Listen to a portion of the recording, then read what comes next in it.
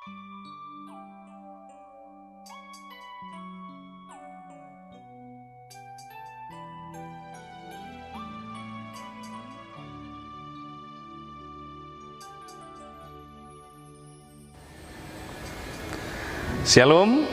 selamat pagi dan salam sehat buat kita seluruhnya, pendengar renungan pagi dalam channel YouTube Pendeta Mangatur Manurung. Semoga kita semua penuh sukacita yang dari Tuhan kita. Marilah mendengarkan firman Tuhan yang menjadi landasan kita dalam berkarya dan beraktivitas sepanjang hari ini, yang tertulis dalam kitab Ibrani pasal yang ketiga ayat yang ke-6. Ibrani pasal 3 ayat ke-6, beginilah bunyinya. Tetapi Kristus setia sebagai anak yang mengepalai rumahnya, dan rumahnya ialah kita, jika kita sampai kepada akhirnya, teguh berpegang pada kepercayaan dan pengharapan yang kita megahkan. Demikian firman Tuhan.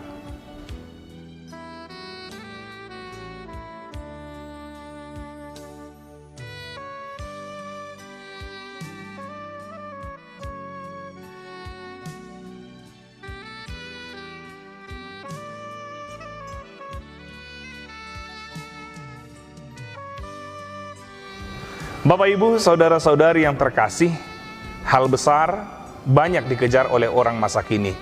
Contohnya, besar usahanya, karir politiknya besar, ekonomi yang baik, gelar yang besar, dan lain sebagainya. Hal ini dapat kita maklumi karena hal-hal besar seperti itu berkaitan dengan kekuasaan. Namun, tahukah kita bahwa dalam hidup ini ada hal terutama yang patut kita cari dan yang patut kita kejar? Dasar pemikiran surat Ibrani ini dituliskan adalah wahyu Allah dinyatakan dalam Kristus, dan melalui anak tunggalnya saja manusia memperoleh pengampunan dan keselamatan dari Allah. Tetapi orang-orang Yahudi menolak konsep seperti itu. Bagi bangsa Yahudi, Musa menduduki tempat yang sangat tinggi. Musa adalah orang yang diajak bercakap-cakap dengan Allah berhadapan muka, sama seperti seseorang yang bercakap-cakap dengan teman akrabnya.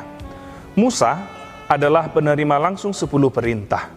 Untuk alasan itulah penulis Ibrani berniat menyatakan kebenaran ini kepada orang-orang Yahudi, bahwa status Yesus di hadapan Allah jauh lebih tinggi daripada Musa yang diagungkan oleh mereka.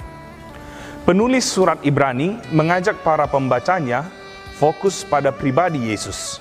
Setidaknya, kalau kita membaca pasal 3 ayat 5-6, Musa digambarkan sebagai seorang pelayan setia yang melayani di rumah Allah, sedangkan Yesus adalah anak Allah itu sendiri yang mengepalai rumahnya.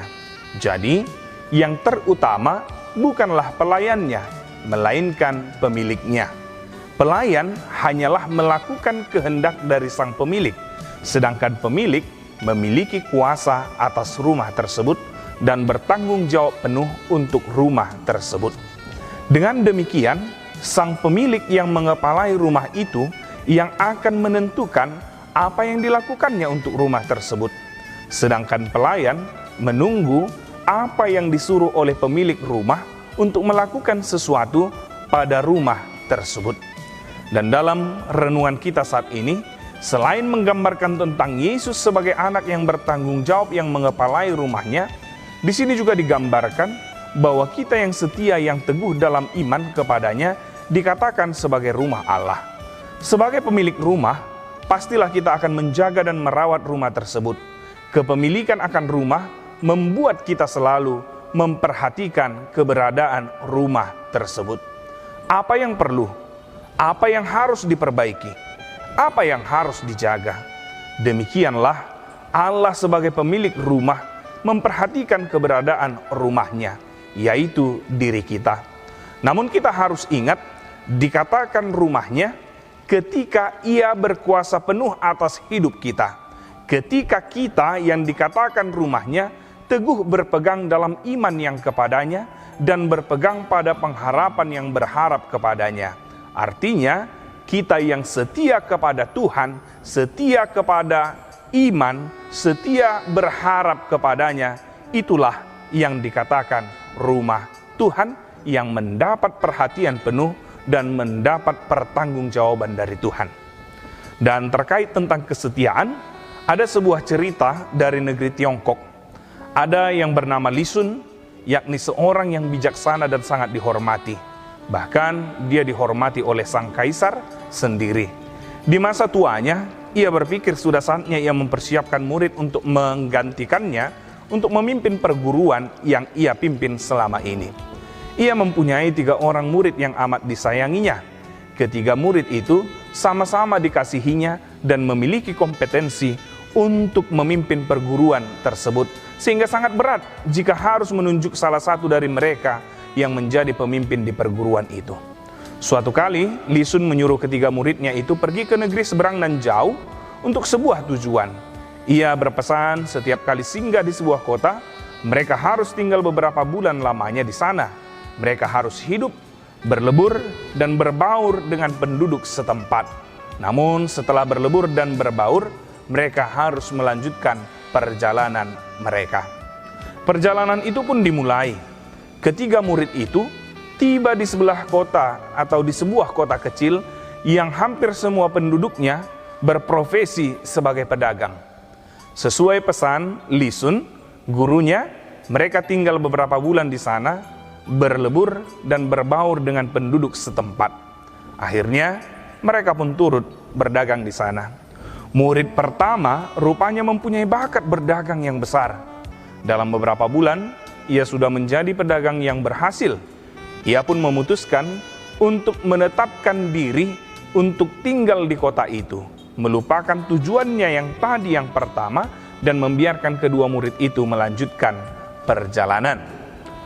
Murid kedua dan ketiga melanjutkan perjalanan. Mereka tiba di sebuah kota yang lainnya. Keduanya tinggal untuk beberapa bulan di sana, berlebur dan berbaur dengan penduduk di sana. Ternyata di sana murid kedua berkenalan dengan anak gadis seorang pembesar di kota tersebut.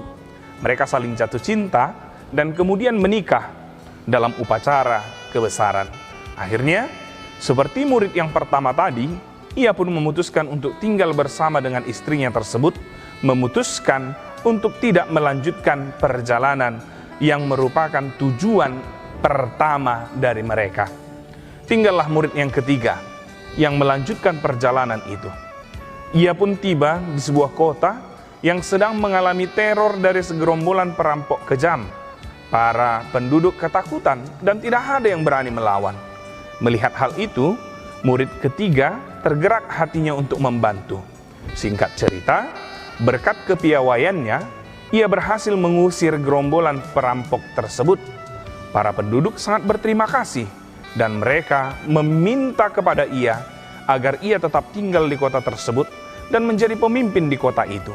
Namun, ia tetap setia seperti apa yang telah dipesankan gurunya Li Sun. Ia menolak permintaan penduduk kota itu dan melanjutkan perjalanannya kembali. Dan akhirnya, ia tiba di tujuan yang telah ditetapkan oleh Li Sun. Dan oleh karena kesetiaannya, ialah yang kemudian memimpin perguruan tersebut menggantikan Li Sun. Bapak, Ibu, Saudara-saudari yang terkasih, banyak tawaran yang diberikan oleh dunia ini untuk kita beralih dari apa yang menjadi tujuan pertama kita. Banyak alasan yang diberikan oleh dunia ini untuk kita tidak teguh kepada apa yang telah diberikan dan bahkan disediakan Tuhan dalam kehidupan kita. Ya, kita meninggalkan itu. Jadi, firman Tuhan saat ini mengingatkan kita hanya orang setia yang dikatakan sebagai rumah Tuhan, hanya orang setia yang berhak menerima penjagaan, perawatan, bahkan mahkota yang disediakan oleh Tuhan. Hanya orang yang setia yang dikatakan sebagai rumahnya, tempat ia berkuasa untuk menjaga, merawat, dan memberikan yang terbaik. Oleh karena itu, marilah menjadi pribadi yang tetap setia, pribadi yang tetap teguh di dalam iman dan pengharapan kepada Ia. Satu hal yang harus kita ingat, Ia akan datang segera. Peganglah apa yang ada padamu supaya tidak seorang pun mengambil mahkotamu. Tuhan memberkati kita sekalian. Amin, kita berdoa. Terima kasih untuk firman-Mu ya Tuhan, yang mengingatkan kami bahwa kami adalah rumah-Mu. Sebagai rumah-Mu, Engkau adalah pemiliknya. Engkau menjaga, Engkau merawat. Namun Tuhan mengingatkan kami agar kami tetap menjadi pribadi yang setia, percaya di dalam iman kami kepadamu ya Tuhan, dan tetap teguh berpengharapan kepadamu, agar kami tetap dikatakan sebagai rumah-Mu, tempat Engkau berkuasa. Biarlah Tuhan firman-Mu ini boleh kami pahami. Biarlah firman-Mu ini kami pegang teguh di dalam melangkah, melakukan aktivitas sepanjang hari ini. Dan biarlah dalam aktivitas kami ya Tuhan, kehendak-Mu yang jadi atas kami, dan Roh Kudus-Mu yang memampukan kami untuk melakukan yang terbaik seperti apa yang Tuhan inginkan. Ampunkan kami dari dosa dan pelanggaran. Kami semakin layak disebut sebagai rumah-Mu. Kami semakin layak disebut sebagai anak-Mu.